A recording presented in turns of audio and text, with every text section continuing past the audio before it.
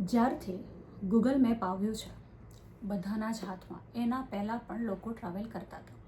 અને ટ્રાવેલ કરવા માટે એવું નહોતું કે જે માણસ પાસે બહુ ઉપરની ડિગ્રી છે અથવા તો એને ઇંગ્લિશ આવડે છે કે એને ખૂબ બધા પુસ્તકો વાંચ્યા છે એ જ વ્યક્તિ ટ્રાવેલ કરતી હતી, હે ને. કેમ કે પ્રવાસ એ સાર્વજનિક છે, એની જરૂરિયાત કોઈને પણ હોઈ શકે અને એની ડિગ્રી સાથે લેવા દેવા નથી. પણ જ્યારથી ગૂગલ મેપ આવ્યું છે ત્યારથી જેમને આ ભાષા સમજાય છે એ લોકોએ સૌથી પહેલાં આને લીધું અને એના માટે હવે એમને કોઈની પાસે પૂછવાની જરૂર નથી પડતી.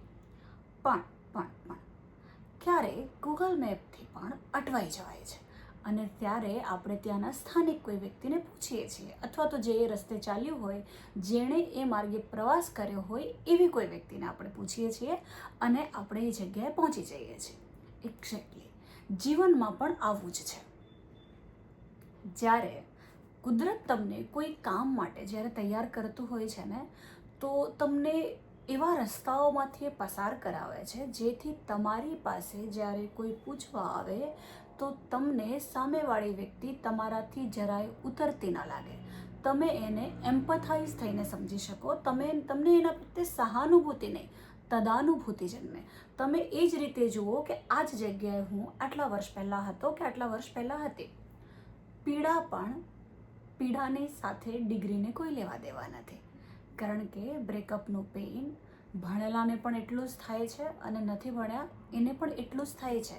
એ હિન્દુને પણ એટલું જ થાય છે અને ઇસ્લામને કે ખ્રિસ્તીને પણ એટલું જ થાય છે. તો પછી જ્યારે પીડા સરખી, દુઃખની માત્રા સરખી, રસ્તામાં જવા માટેના જરૂરિયાત બધાની સરખી, તો મને એક વાત કહો, સાયકોથેરાપી પણ કંઈક આવું જ છે. આમાં ટર્મિનોલોજી કે કોઈને ઇમ્પ્રેસ કરવાની ઘટનામાંથી એક ક્ષણે તમે મુક્ત થઈ જાઓ છો જ્યારે તમે પોતે આ માર્ગથી પ્રવાસ કરીને એક ડેસ્ટિનેશન પર પહોંચો છો.